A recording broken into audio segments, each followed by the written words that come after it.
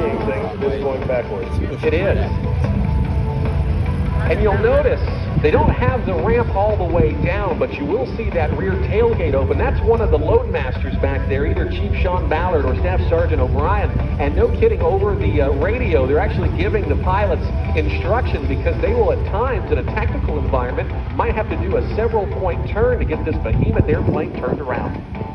What is the wingspan on the Hercules? Wingspan for this airplane, about 153 feet in total. Which is wild, because when you see it in the air, that's a hard concept to fathom, over 100 feet. And as you see it flying through the air, kind of a slower approach on the landing, or so it seems. Or so it seems. And if you ever see perhaps go to the big airline,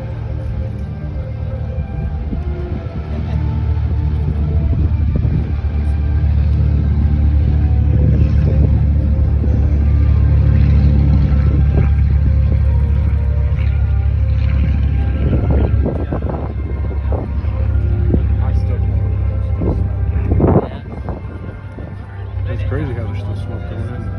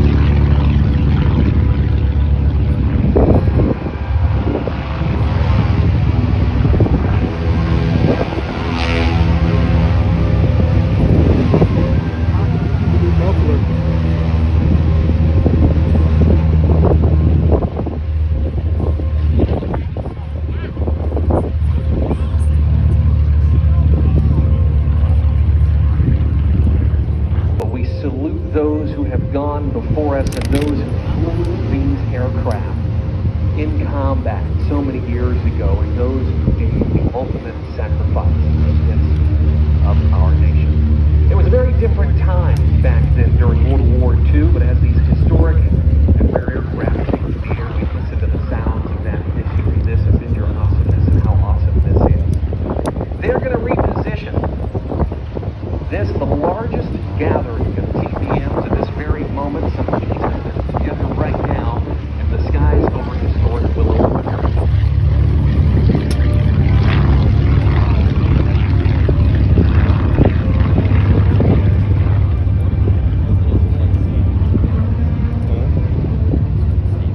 These aircraft join us from all corners of the country, painstakingly restored, maintained, flown, and cared for, all to preserve a living flying chapter.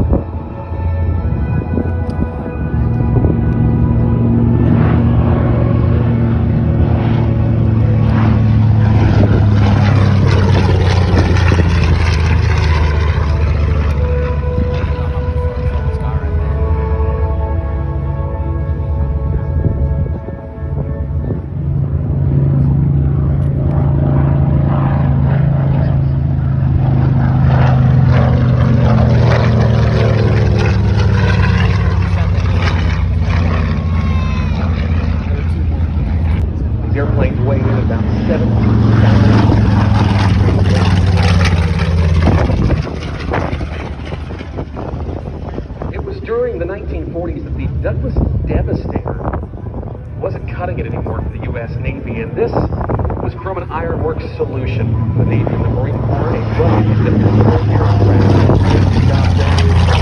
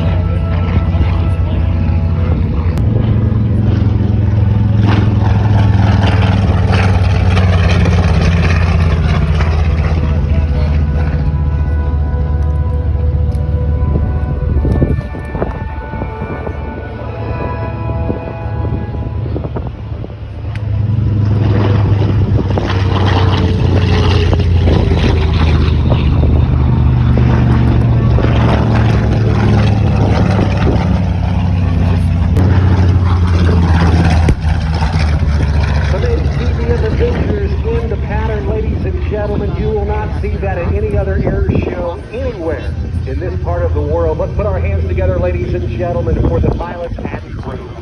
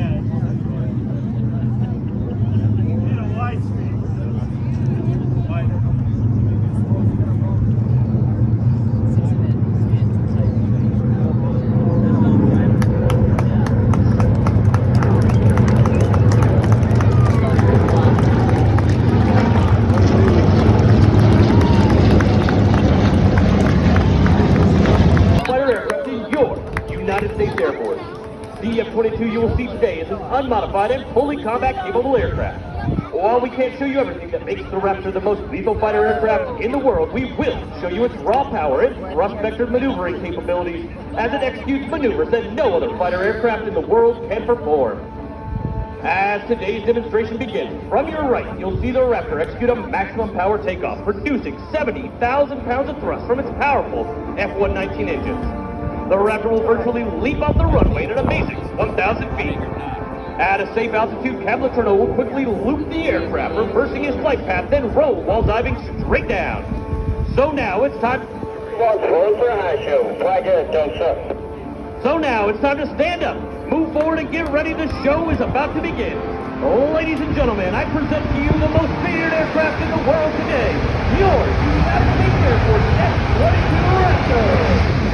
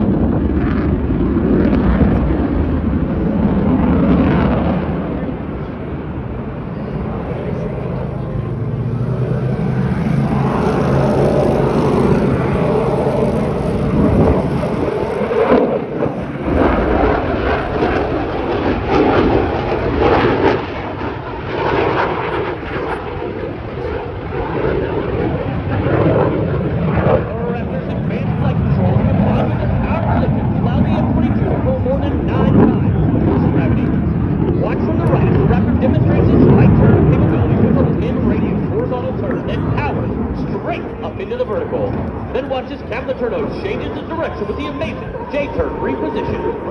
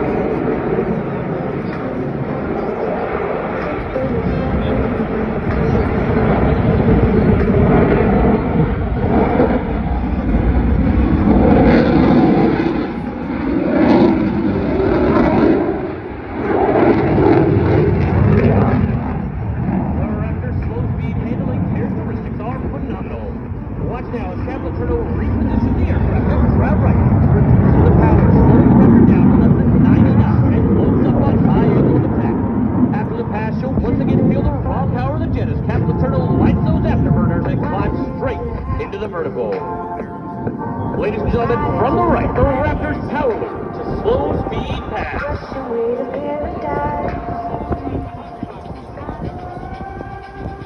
I know I'm not the same.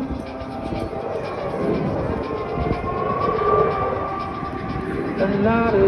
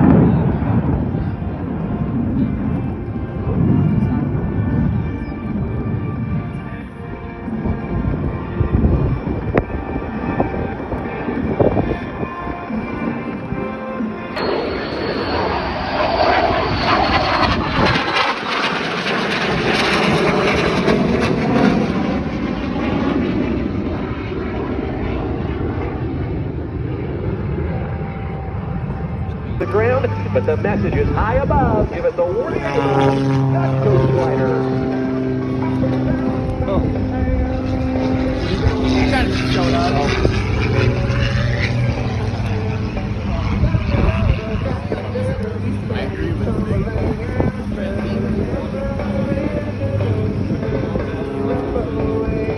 I want to see him do a loop.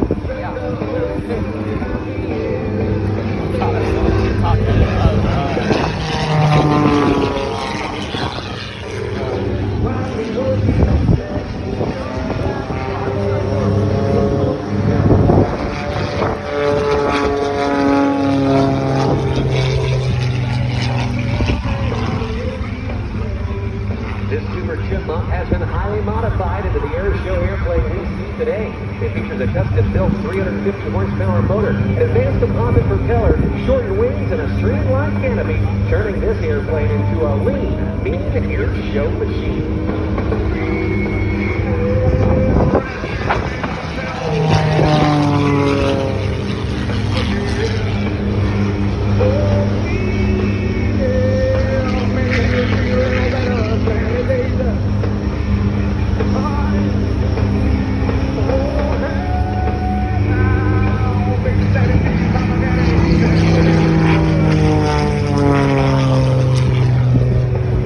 Capable of 6 times the force of gravity, this high motor capability allows it to be and personal. If you're interested in learning aerobatics and want to be part of an amazing community, Nathan encourages you to join the International Aerobatic Club at IAC.org. It's there that you can connect with fellows, aviation, and aerobatic enthusiasts.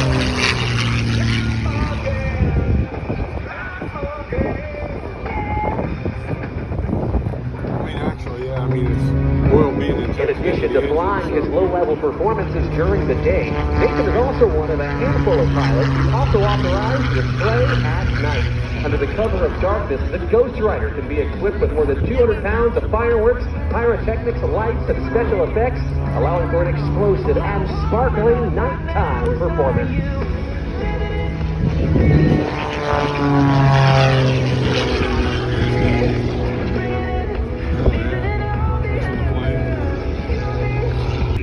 Lockheed Martin C-130J Super Hercules.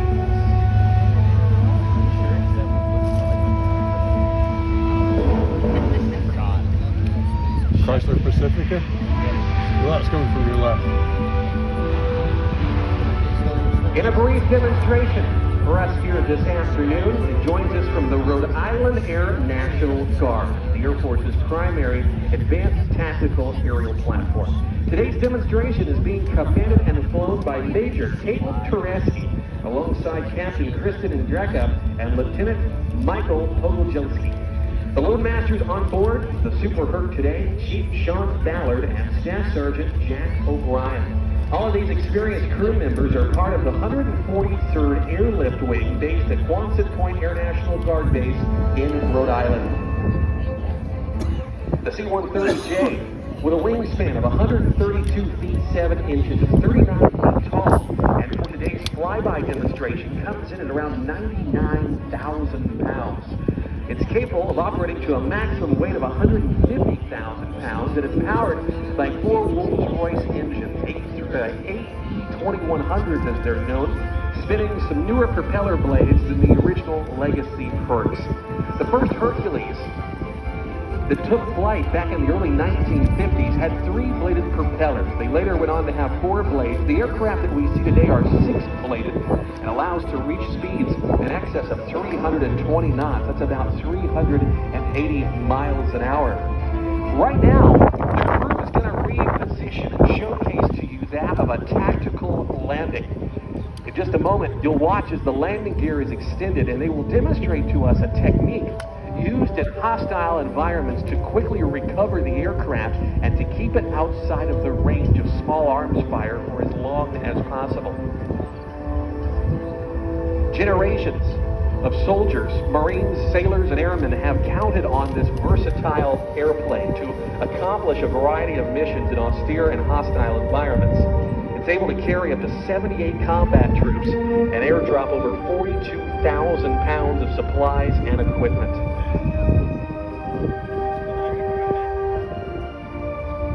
That wingspan in 32 feet 7 inches is in fact longer than the Wright brothers' first flight at Kitty Hawk, North Carolina on December 17, 1903. That flight lasted only about 12 seconds and covered 120 feet, meaning the powered flight, that first flight by the Wright brothers back then, that changed the world, could have taken place atop the top wing of this very aircraft.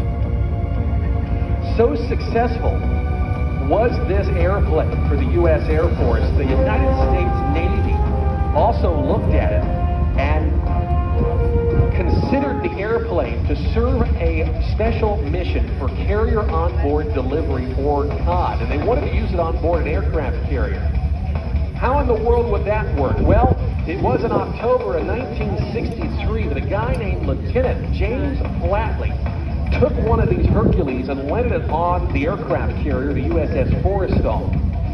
With a 132-foot wingspan, it gave less than about 17 feet of clearance from the right wingtip to the superstructure of the carrier. In fact, he landed not only successfully, but did so without a tail hook. It was a non-arrested landing, as it was known, and in fact, he made 29 touch-and-goes and 21 full-stop non-arrested landings on board that aircraft carrier.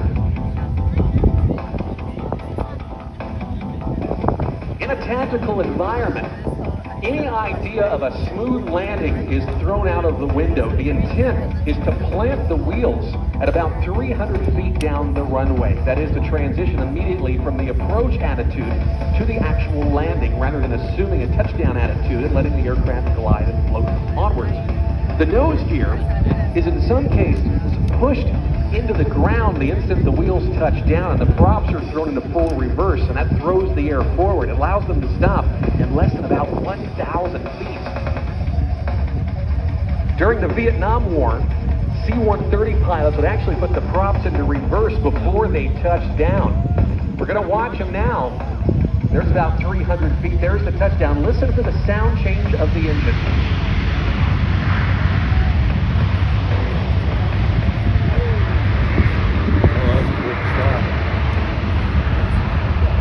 Going into reverse thrust. In fact, they have controls as part of their throttle quadrant that allows them to change the pitch of those propellers and actually change the way that the airflow is directed, allows them to stop at a very, very short distance. You can see the rear tailgate opened on board the C-130.